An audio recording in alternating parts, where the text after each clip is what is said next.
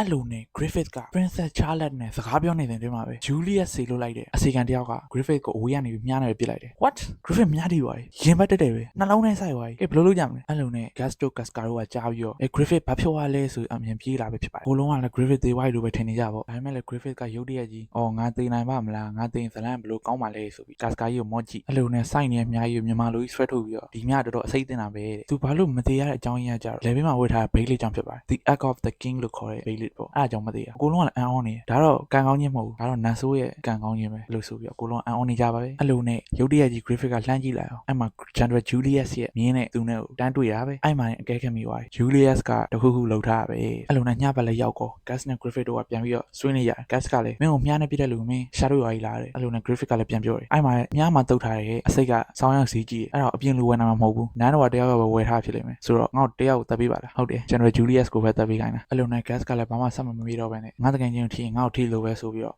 General Julius ကိုနန်းတော်မှာဝင်ပြီးတော့တတ်တော်မှာပဲဖြစ်ပါတယ်